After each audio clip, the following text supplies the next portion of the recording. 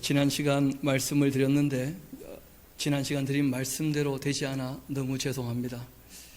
지난 시간 이 신천지에 대해 같이 얘기를 하면서 내가 이런 짓을 하려고 목사가 되었나 자괴감도 들고 해가지고 이만희 설교를 듣다가 미칠 것 같아서 다시는 그런 짓을 안 하리라 했는데 이번에 또 어쩔 수 없이 구원파를 다룰 수밖에 없어서 박옥수 목사 또 설교를 듣는데 죽을 뻔했습니다. 다행히 살아 돌아왔습니다. 제가 이 이단자라 하는 사람들 그 글들을 읽고 또 보고 정리하면서 볼 수 있는 것은 하나님 말씀을 처음부터 끝까지 차근차근 바르게 본다는 게 얼마나 감사한 일인지, 여기저기 부분적으로 보면서 자기 멋대로 해석하는데 너무나 많은 사람들이 그 말을 따라가는 거예요. 그런데 이유는 대부분 다 어디에 있느냐면 자기 욕심 때문이에요. 복받을 욕심, 구원받을 욕심, 은혜 덧입을 욕심, 딴 무슨 욕심이 있어서 그 방법을 찾아내는 거예요. 특별히 구원받는 확실한 방법을 알아낸 겁니다. 자기들끼리. 그게 무엇이냐면 깨달음이에요. 깨달음. 그러니까 예수님께서 십자가에 못 박혀서 돌아가셨기 때문에 인류의 모든 죄가 끝났다 하는 것이 깨달아지게 된다면 더 이상 죄는 우리와 상관이 없다는 거예요. 죄를 짓거나 짓지 않거나 그런 관계없이. 그게 깨달아졌느냐? 그러면 이제 죄책감 없이 이 땅에서 무슨 짓을 해도 얼마든지 기쁘고 행복하게 살 수 있다는 거예요. 또 아멘 할라 또.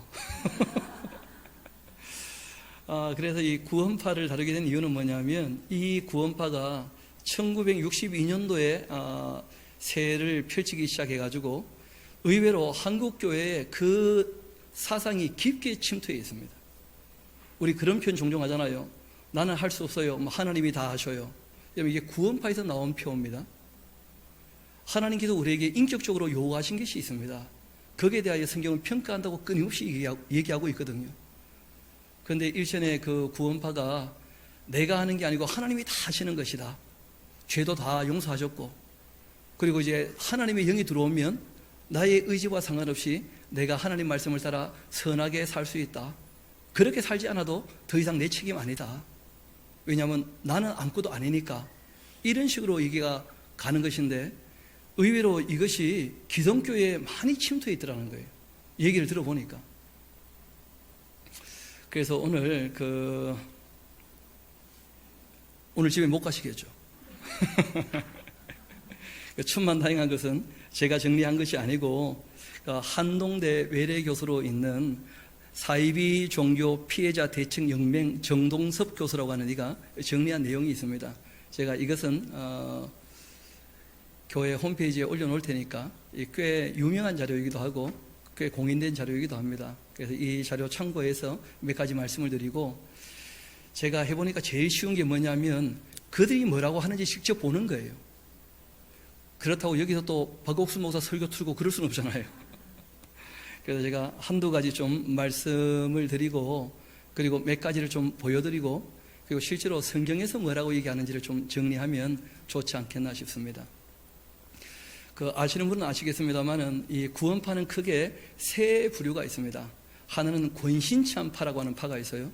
여기에서 이제 아주 유명한 사람 나왔죠. 유병헌이라고 기억나십니까? 얼마 전 그 세월호 사건이 있었지 않습니까? 실제로 그 전에 세모 사건이라고 한강 유람선 또 문제가 크게 있었던 사건이 있었습니다. 그리고 이제 두 번째가 이요한파라고 하는 파가 있어요. 그리고 지금 이제 가장 세를 넓히는 파가 바로 이 박옥수파입니다. 깊은 소식 선교회 하는 그 파죠. 이 세 파는 공이다. 구원이라고 하는 것이 영적인 어떤 깨달음으로 온다는 거예요.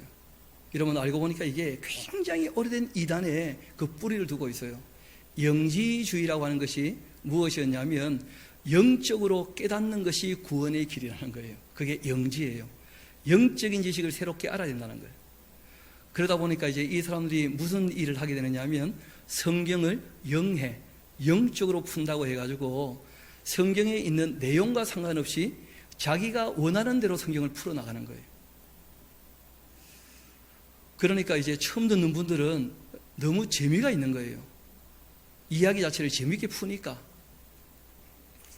없는 얘기를 만들어가면서 또 웬만한 얘기는 다 주인공이 예수님이 되도록, 우리와는 아무 상관없이 예수님 다 알아서 하시는 것으로, 그런 식으로 이제 얘기를 풀어나가니까 듣는 사람들은 굉장히 편하죠.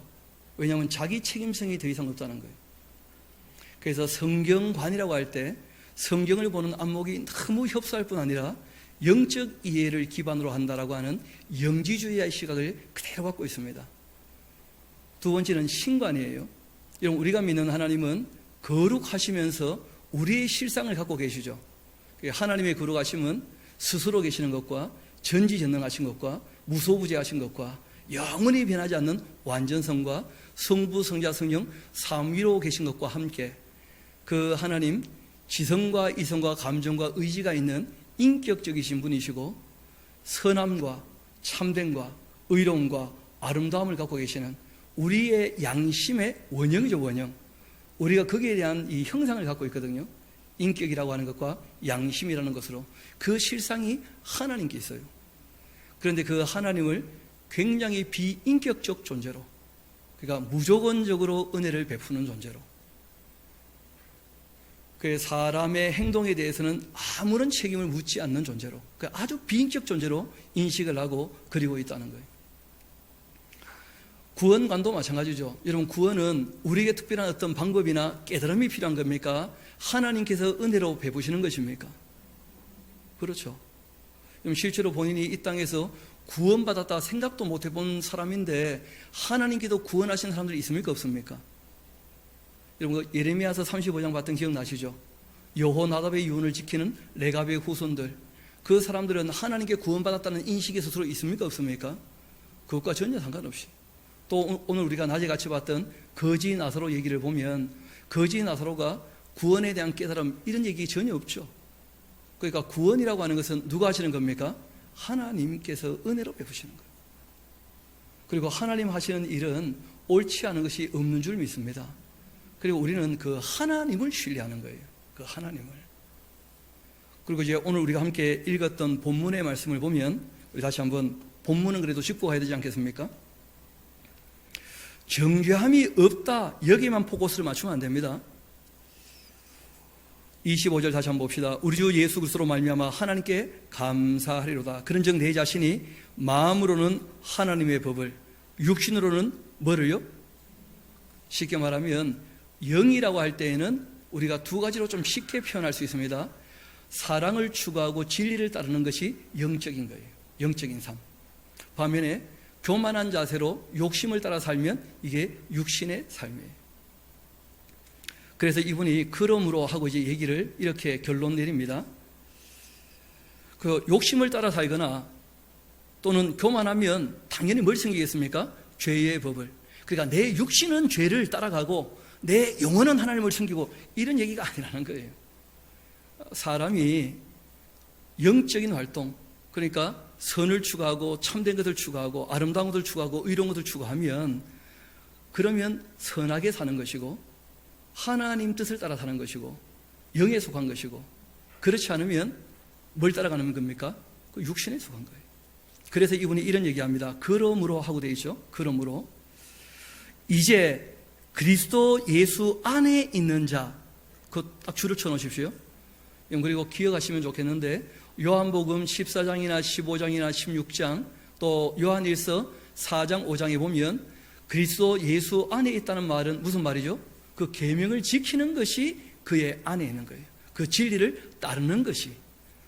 그래서 진리를 따라 사는 사람에게는 더 이상 정죄가 없다는 거예요.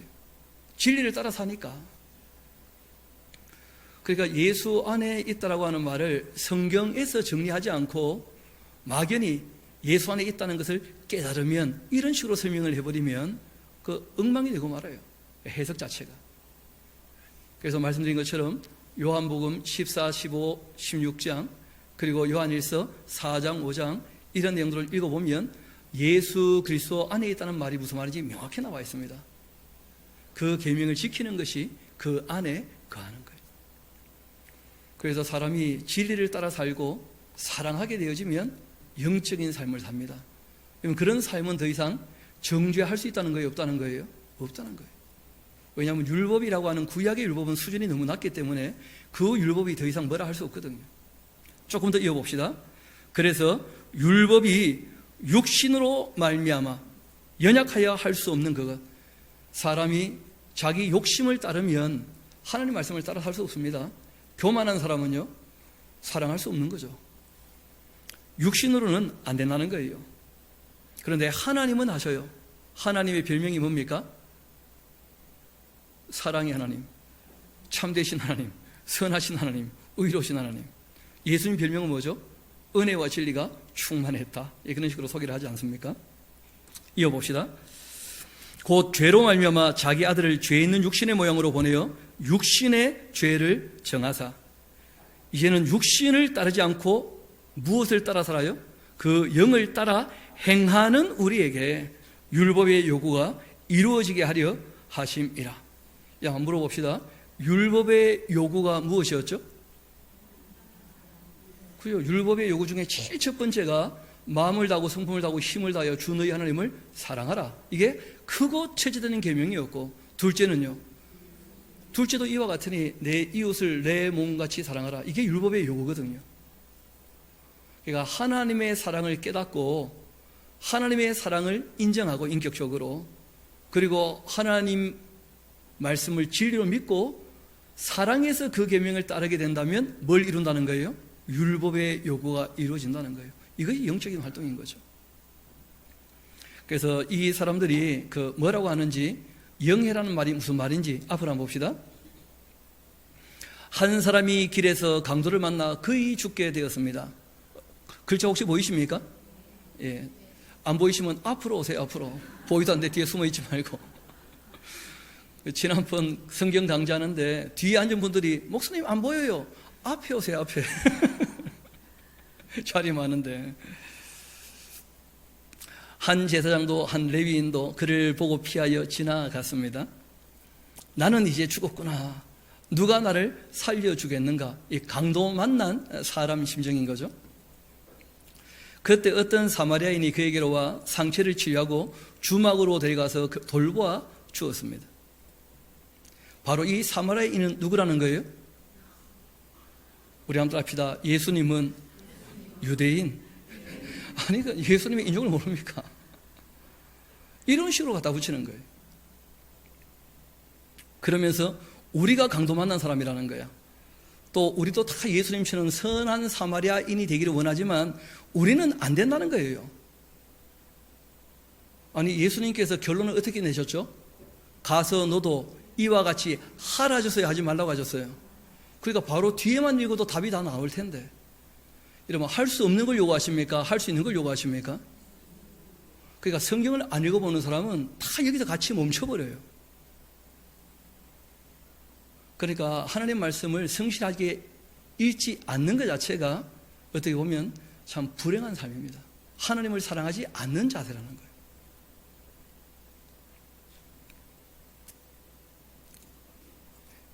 이왕 남았으니까 한 개를 더 보여드리겠습니다. 재미있죠? 술 맡은 관원장과 떡 굽는 관원장. 애굽왕 바로에게 죄를 지어 감옥에 간 술 맡은 관원장과 떡 굽는 관원장. 하룻밤에 각기 다른 꿈을 꾼 두 사람. 하나님의 사람 요셉에게 해몽을 요청한다. 술 맡은 관원장이 이야기하길, 꿈에 포도나무가 내 앞에 있다. 세 가지가 있고 싹이 나서 꽃이 피고 포도송이 익었는데 내 손에 왕의 잔이 있기에 포도즙 짜서 그대로 왕께 드렸다. 요셉이 해석하길, 세 가지는 사흘을 뜻합니다. 사흘 후 바로 왕께서 당신의 전직을 회복시킬 것입니다. 떡 굽는 관원장도 꿈에 본 것을 이야기하고, 흰떡 세 광주리가 내 머리 위에 있었다. 맨 윗 광주리에 왕을 위해 만든 각종 구운 음식이 있는데 새들이 내 머리 위에 광주리의 것을 먹더라. 이번에도 요셉이 해석했다. 새 바구니는 역시 사흘을 뜻합니다. 사흘 후 바로 왕이 당신 머리를 베고 나무에 달아 새들의 먹이가 되게 할 것입니다. 사흘 후 바로 왕은 요셉의 해석처럼 술 맡은 관원장의 전직을 회복시키고 떡 굽는 관원장은 매달아 죽인다. 똑같이 범죄한 두 사람, 한 사람은 전직을 회복했고 한 사람은 죽임을 당했다. 그렇다면 두 사람은 무엇이 달랐을까? 떡을 가지사 축사하시고 떼어 가라사대 이것은 너희를 위하는 내 몸이다. 잔을 가지시고 가라사대 이 잔은 내 피로 세운 새 언약이다. 포도주와 떡은 바로 예수님의 피와 몸을 의미한다. 이게 어떻게 이렇게 얘기를 드는지 아직도 이해가 잘 안 돼요. 제가 웬만하면 알아듣는 사람인데. 근데 이 말의 요지는 이런 겁니다. 술 맡은 관원장은 자기가 술을 빚어가지고 맛있게 만드는 이런 거 안 했다는 거예요. 떡 맡은 관원장은요, 각종 맛있는 떡을 자기가 구웠다는 거예요. 자기가 뭘 하려고 하니까 안 됐다는 거예요. 그럴듯합니까? 또 아멘 하려고 또. 그런 식으로 성경을 해석해 나간다는 거예요. 예수님만을 의지해 하나님 앞에 나아가 생명을 얻는 자, 예수님 외에 자신이 좋은 것, 곧 선함과 노력을 더해 죽임을 당하는 자. 그 자기가 선하게 살려고 애를 쓰는 것 자체가 구원받지 못한 증거라고 얘기를 하는 거예요, 이 사람들이. 갑자기 놀랐죠? 이런 줄은 몰랐죠?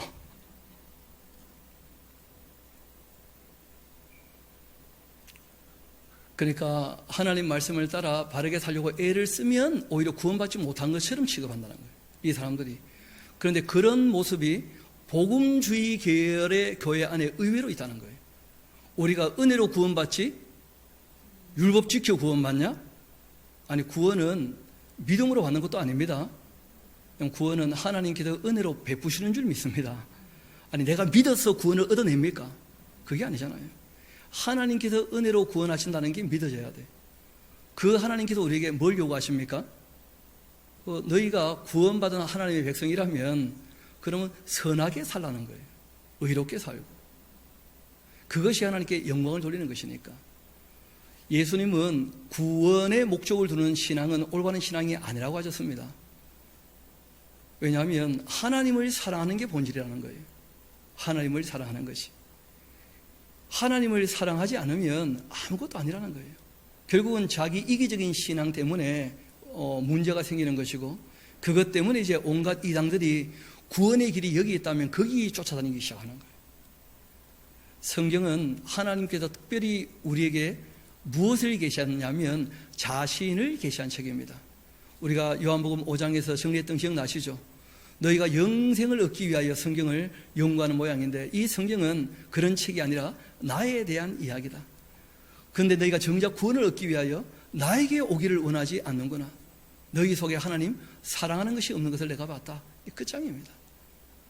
하나님을 사랑한다면 당연히 그 말씀을 바르게 알아들으려고 애를 쓸 텐데, 하나님 사랑하는 자세는 없으면서 구원은 확인하고 싶은 거라.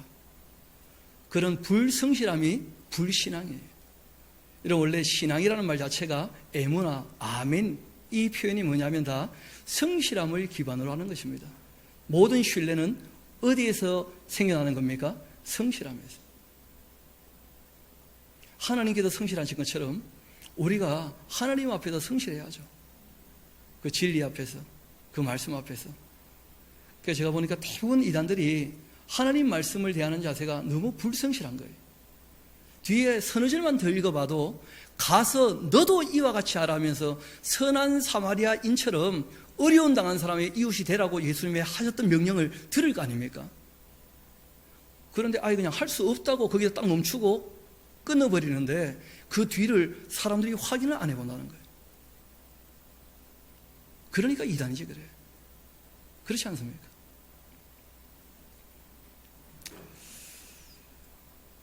상담하도록 하겠습니다.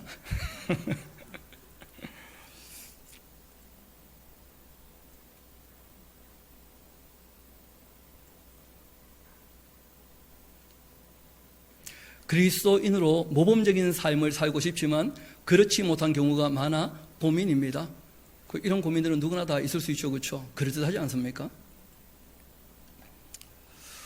구원을 받은 그리스도인이라도 구원받기 전 구원받은 후에 육신의 소욕은 달라지지 않습니다. 우리가 각오하고 결심한다 할지라도 우리의 옛 행동과 습성에서 변화될 수 없습니다. 아예 단정적으로 얘기합니다. 처음에는 기대를 하며 좋은 마음으로 시작하지만 얼마 못 가 처음의 각오와 결심이 오히려 우리 마음에 부담을 주어 후회와 죄책감에 시달리게 됩니다. 대부분 다 불성실한 기독교인들은 이럴 수밖에 없어요. 진짜로.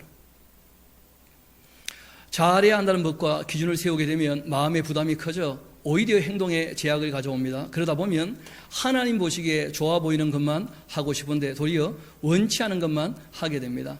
그러다가 내가 아무리 노력하고 애써도 하나님이 원하시는 거룩함의 그 수준에는 결코 이룰 수 없는 나를 발견하게 됩니다. 그렇다면 이제 우리 자신이 온전할 수 없는 자임을 깊이 알면 알수록 이게 이제 깨달음이에요. 자신을 기대하는 것이 아니라 예수 그리스도를 통해 하나님을 의지하는 법을 배워야 할 것입니다. 나 자신의 노력으로 나를 병케 할 수 없다는 사실 정확하게 알 때 우리는 오직 예수 그리스도를 믿는 믿음으로만 변화가 가능하다는 사실을 발견하게 됩니다. 육체에 들어온 것을 제하여 버림 아니고 오직 선한 양심이 하나님을 향하여 찾아가는 것이니까. 맞는 말인지 틀린 말인지 잘 모르겠죠. 이런 거 깊이 분석하면 쉽게 알 수가 있는데, 즉 나 자신이 다행히 설명을 해주죠, 그렇죠? 죄를 이기지 못하는 것은 사탄이 방해해서가 아니라 하나님을 의지하지 않기 때문입니다. 이제 주 예수의 보혈로 우리의 그 더러운 모습에서 자유하게 하셨기 때문에 우리가 잘못하는 것이 문제가 아니라 능력을 가지신 하나님께 나오지 않는 것이 문제입니다. 근데 하나님께 나온다는 개념이 뭐냐면 박옥수 설교들이라는 거예요. 쉽게 얘기하면 그 사람이 해석하는 설교가 성경이 다 옳은 것인데 너무 부분적으로 얘기를 해요. 우리가 신천지 이만희 봤던 것처럼 모든 이단들은 성경 가지고 얘기한다고 하는데 그 성경을 해석할 수 있는 사람은 하나밖에 없는 거예요. 로만 카톨릭이 마치 교황만 무오하게 성경을 해석한다 하고 주장했던 것처럼 똑같은 구도를 그대로 적용하고 있는 거예요. 여러분, 성경은 진리입니다. 진리는 세 가지 특성을 꼭 기억하시기 바랍니다. 제일 먼저는 역사적이어야 돼요. 1962년부터 시작되고 그러면 안 됩니다. 하나님의 예정부터, 창조부터 진리는 역사적입니다. 두 번째, 진리는 보편적이에요. 그러니까 맑은 정신으로 우리가 말씀을 대하면 누가 읽어도 똑같이 알아듣게 되어 있어요. 그 사람만 깨닫고 특별히 영적으로 내용이 파악되고 그런 헛소리하면 안 돼요. 여러분, 예수님 앞에 모여서 말씀드렸던 모든 사람들은 똑같이 깨달았다는 거예요. 왜냐하면 똑같은 말씀이니까. 좀 더 봅시다. 나 자신이 죄를 이기지 못하는 것은 사단의 방해가 아니라 하나님을 의지하지 않기 때문인데 이제 주 예수의 보혈로 우리의 그 더러운 모습에 더 자유하게 하셨기 때문에 우리가 잘못하는 것이 문제가 아니라는 거예요. 능력을 가지신 하나님께 나오지 않는 것이 문제입니다. 하나님은 우리에게 착하게 살라고 하시는 것이 아니랍니다. 어떻게 생각하십니까? 여러분, 성경이 끊임없이 요구가 있어요, 없어요? 부담이 되십니까? 이분들이 또 다 구원파 갈라 또. 좀 이따 우리가 다 몇 군데 좀 살펴봅시다. 하나님을 의지하고 하나님의 은혜를 누리며 살아가길 원하십니다. 그러니까 항상 행복하라는 거예요, 그냥. 그럼 마냥 좋은 거죠, 그냥. 성경은 한 번도 그렇게 얘기한 게 아닙니다. 이런 바울이 뭐라 그래요? 제대로 신앙을 갖게 되었다면 더 이상 자기의 기쁨을 추구하지 않는다. 로마서 15장에 그런 말씀이 있죠. 예수님도 자기의 기쁨을 추구하지 않으셨다고.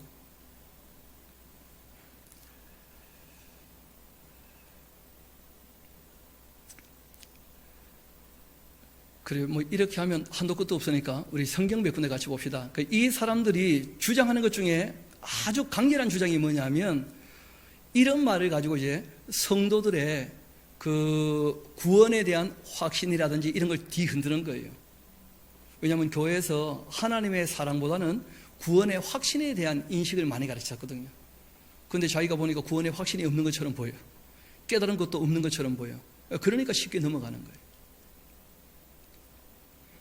그러면 그렇게 흔들어 놓고 이제 자신들이 주로 사용하는 몇 가지 구절을 가지고 이제 이론을 쭉 전개해 나가는 거예요. 그래서 이걸 깨달아야 구원을 받는데, 그러고 이제 꺼내는 말들이 있죠. 우리가 태어나면 생일을 알 수 있는 것처럼 우리가 생일 다 압니까, 모릅니까? 자기 생일 다 대부분 알지 않습니까? 생일도 모르는 사람이 있습니까? 일단 다 알죠, 생일은. 근데 문제는 그게 태어난 날입니까? 그렇지 않습니까? 다시 한번 물어볼까요? 여러분, 태어날 때 날짜를 본 사람이 있어요, 없어요? 그러니까 우리 생일이라고 하는 것은 믿을 만한 사람들이 그날 태어났다고 얘기하니까 우리가 믿고 받아들이는 것이지, 자기 생일을 깨달아 아는 사람 아무도 없어요. 그게 말이 됩니까? 좀 오해보세요. 밖에 나가서 얘기하면 안 됩니다. 우리 아버지 진짜 아버지 맞습니까? 아니, 유전자 검사 안 해봤잖아요. 살아보니까 믿을만 하니까 아버지는 좀 믿고 사는 것이지, 가끔 뭐 아기 바구니 바뀌었다 뭐 이런 얘기 나오지 않습니까? 그러니까 우리가 알 수 있는 것은 한계가 있다는 거예요. 인식의 한계, 깨닫는 것도 마찬가지고.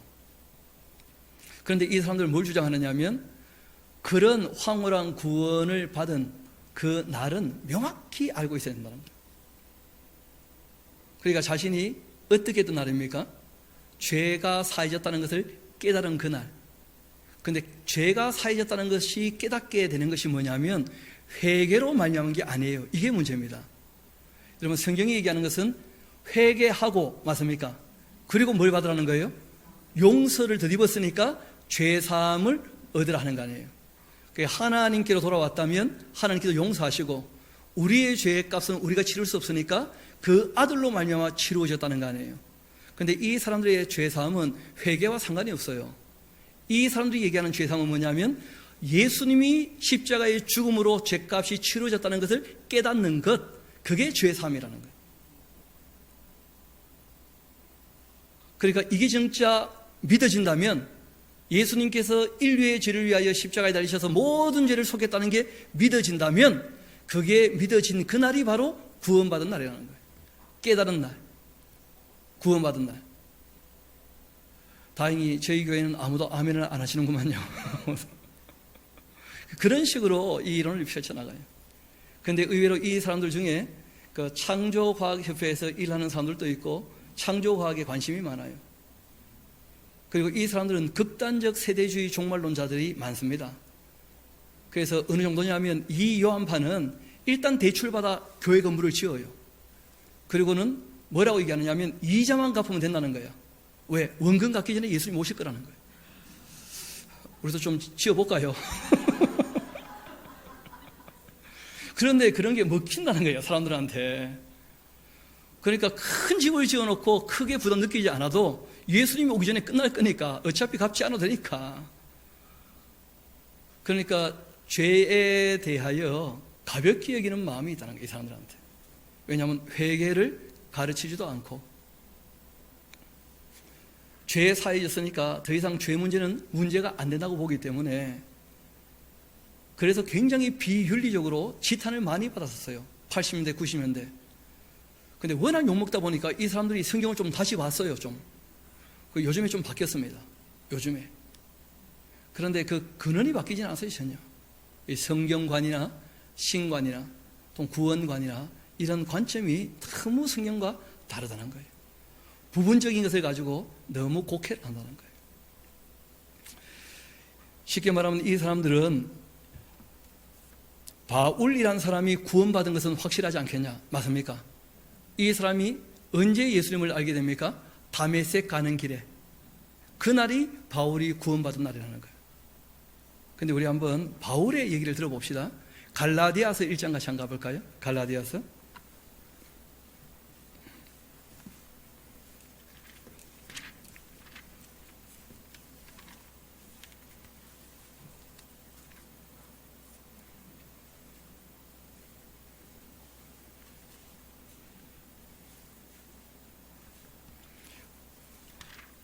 죄송합니다. 성경이 바뀌어서 갈라디아서가 어디 갔는지 잘 안 보여요.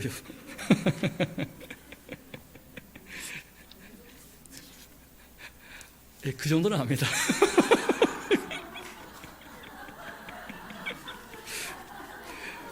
페이지가 잘 안 넘어갔어요.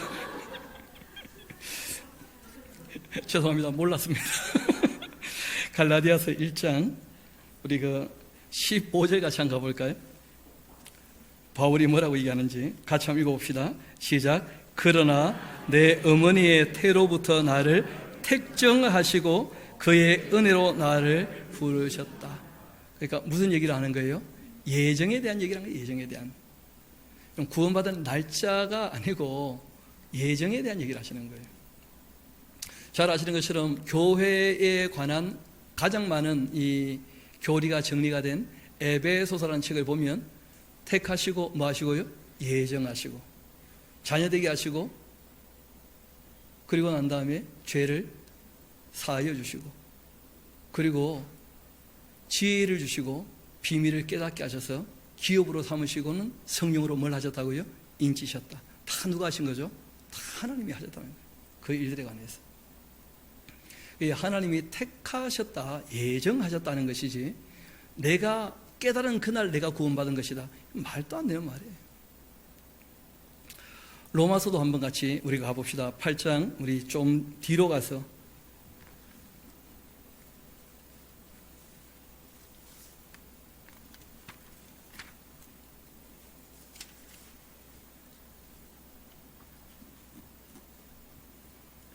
우리 29절 30절을 같이 한번 읽어볼까요? 시작. 하나님이 미리 아신 자들을 또한 그 아들의 형상을 본받게 하기 위하여 미리 정하셨으니 이는 그로 많은 형제 중에서 맏아들이 되게 하려 하심이니라. 또 미리 정하신 그들을 또한 부르시고 부르신 그들을 또한 의롭다 하시고 의롭다 하신 그들을 또한 영화롭게 하셨느니라. 그러니까 여기 보면 미리 정하셨다 하는 거 보이십니까? 그래요. 예정하셨다는 거예요. 바울이 시간이 지나면 지날수록 뚜렷이 알게 된 게 있어요. 내가 하나님을 알게 된 것이 아니라 주께서 나를 부르셨구나. 그 은혜를 내가 깨닫게 되었구나. 알게 되었구나. 그러면 내가 주를 위하여 살아야 하지 않겠는가? 어떻게 알게 되었는가? 하나님 말씀을 읽어보니까 하나님이 우리를 사랑하시는 게 너무나 확실하다는 거예요. 그래서 변하게 되는 것이죠. 그래서 어떤 시점이 중요한 것이 아니고 하나님이 나를 사랑하시는 것이 정말 인격적으로 믿어졌는지, 그래서 그 믿음의 토대 위에 하나님을 사랑하는 마음으로 그 계명을 지키며 하나님을 사랑하는 표현을 하고 있는지, 이런 것이 신앙의 바른 자세인 것이죠.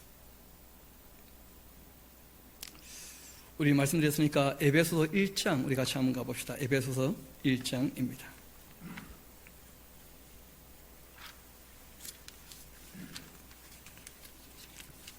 너무 잘 아는 본문이니까 그 1장 제가 3절부터 한번 읽어드릴 테니까 여러분 다시 한번 마음에 잘 새기시기 바랍니다.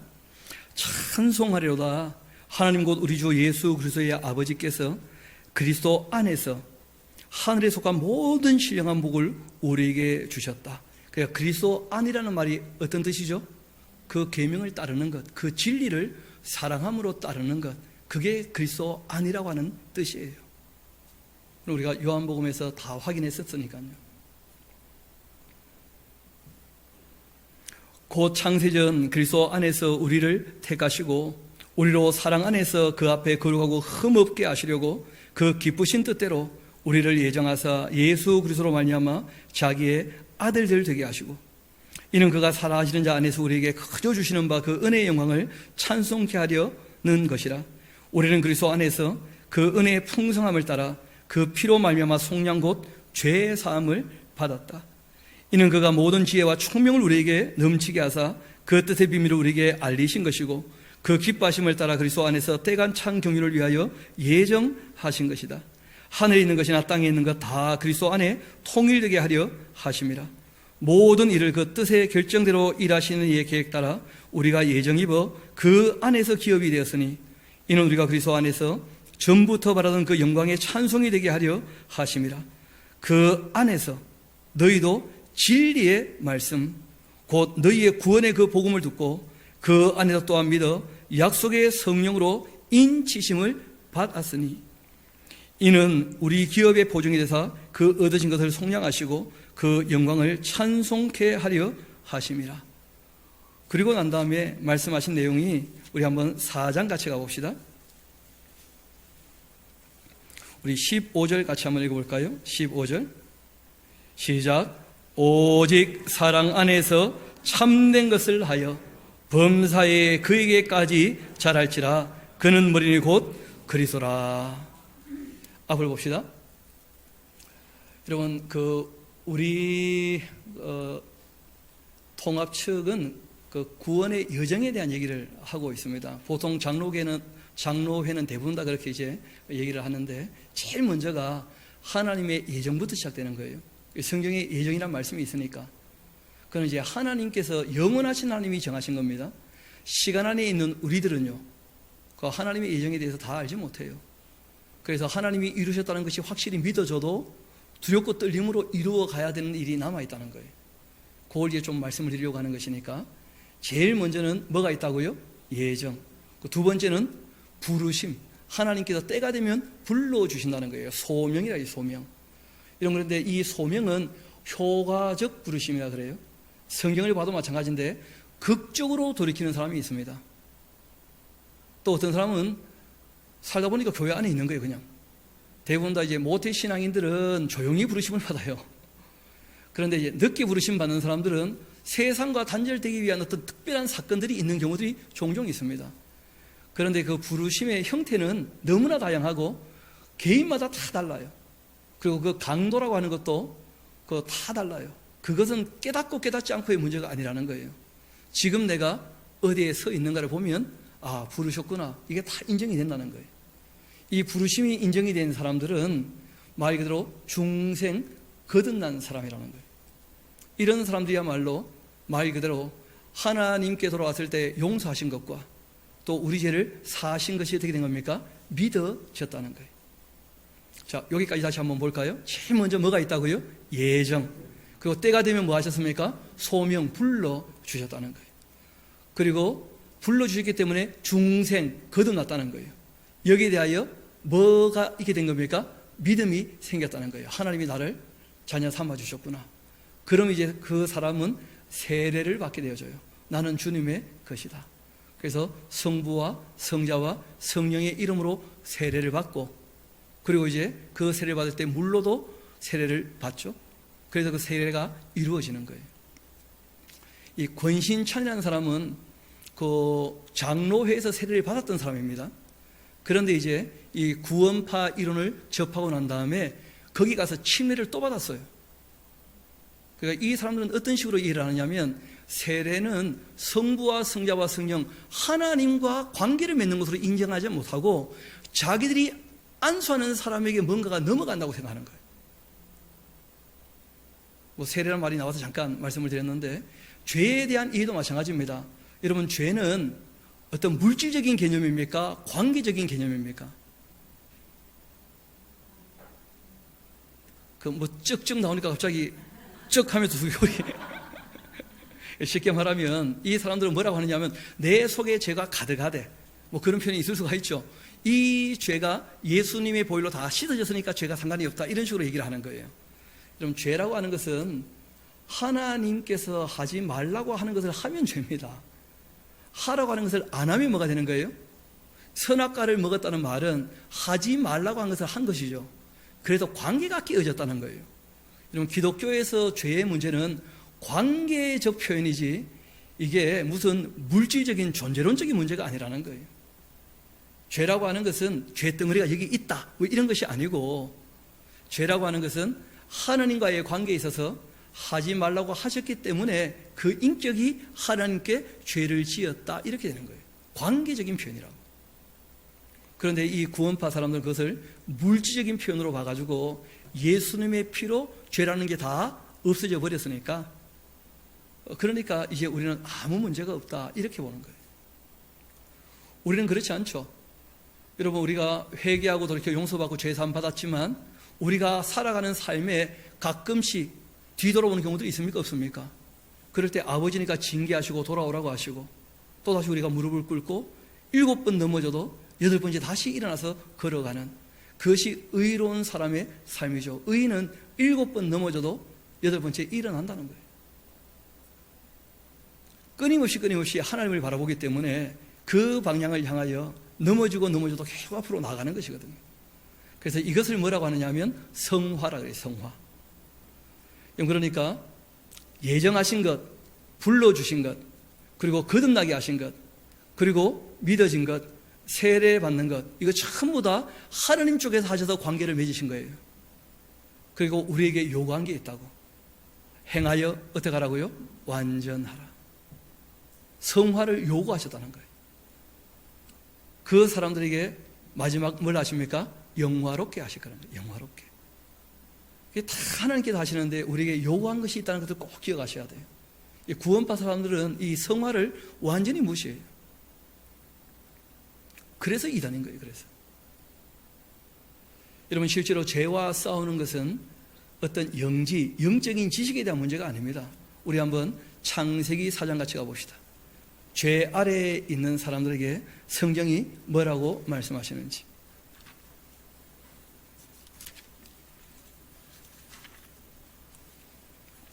창세기 4장입니다. 이제는 잘 찾습니다. 창세기 4장 같이 한번 봅시다. 우리 가인과 아벨 얘기 너무 잘 아시죠? 그때 하나님께서 가인에게 하신 말씀이에요. 5절을 한번 봅시다. 가인과 그 제물을 바치 아니하신지라 가인이 몹시 분하여 안식이 변하니 여호와께서 가인에게 말씀하십니다. 너가 분하여 함은 어찌 됨이며 안식이 변함은 어찌 됨이냐. 우리 7절 별표해 놓으십시오. 너가 선을 행하면 어찌 낯을 들지 못하겠느냐. 선을 행하지 아니하면 죄가 문에 엎드려 있는 것이다. 죄가 너를 원하나 너는 어떻게 하라고요? 죄를 다스리라. 여러분, 이거는 우리 책임에 대한 문제예요. 바울은 로마서에서 이어서 늘 얘기하는 게 뭐냐면 은혜를 덧입었다고 해놓고도 죄를 지으면 죄의 종이 된다는 거예요. 죄를 짓지 않는 방법은 두 가지밖에 없습니다. 하나는 뭐냐면 자는 거예요.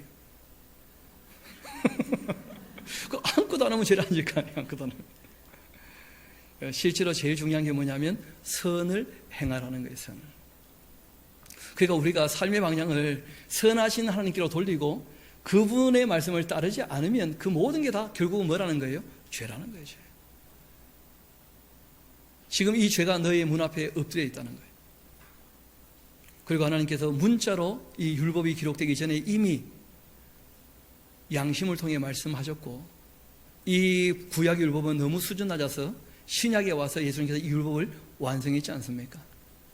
그리고 그 예수님 말씀으로 오늘 말씀 우리가 마무리하도록 하겠습니다. 우리 마태복음 우리 5장 같이 가도록 하십시다. 이제는 성경은 잘 찾는데 말이 또 자꾸 나와가지고 우리 마태복음 5장 13절에서 16절까지 제가 한번 읽어드리겠습니다. 너희는 세상에 무엇이라고요? 그러니까 이미 우리 존재는 바뀌었다는 거예요. 그런데 문제는 소금이 만일 그 맛을 잃게 된다면, 그 존재의 내용에 충실하지 못하다면 무엇으로 짜게 하겠는가? 후에는 아무 쓸데없어 다만 밖에버리죠 사람에게 밟힐 뿐이다. 그럼 존재는 소금입니다. 근데 소금으로서의 역할을 감당하지 못하면 밟힌다는 거예요. 이어 말씀하셨습니다. 너희는 세상에 빛이 되라 하신 게 아니에요. 뭐라고요? 빛이다. 산 위에 있는 동네가 숨겨지지 못할 것이고 사람이 등불 켜서 마라에 두지 아니하고 등경 위에 두나니 이름으로 집안 모든 사람에게 빛이 느니라. 우리 16절 같이 한번 읽어볼까요? 시작. 이같이 너희 빛이 사람 앞에 비치게 하여 그들로 너희 착한 행실을 보고 하늘에 계신 너희 아버지께 영광을 돌리게 하라. 그러니까 하나님께서 착하게 살라고 하신 적이 있습니까? 없습니까? 그런데 뭐 착하게 살라고 하신 적이 없대. 또 말이 안 되잖아요.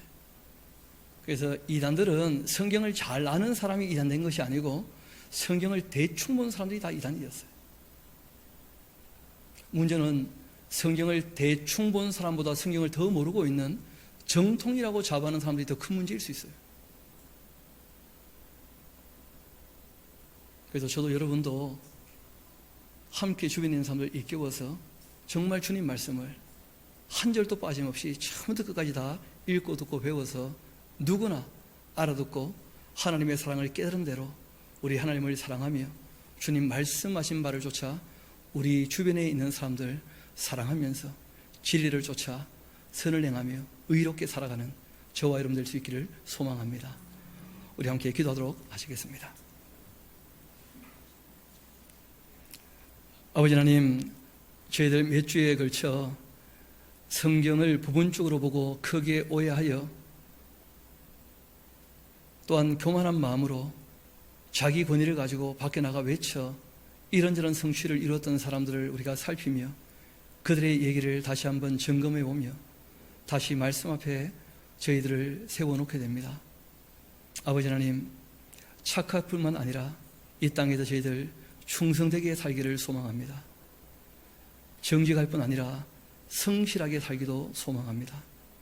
주님을 사랑하는 마음으로 계명을 지키며 우리에게 주신 삶에 충실할 수 있도록 연약하고 부족한 저희들을 늘 도와주옵소서. 우리 이웃과의 관계에 있어서도 우리가 잘 들어줄 뿐 아니라 분별력을 가지고 또 마음을 넓혀 오래 참을 수 있는 지혜도 늘 덧입혀 주시기를 소망합니다. 저희들에게 지혜를 더하여 주옵소서. 주님께 모든 것을 의탁합니다. 감사드리며 우리 구주가 되시는 예수님 이름으로 기도합니다. 아멘.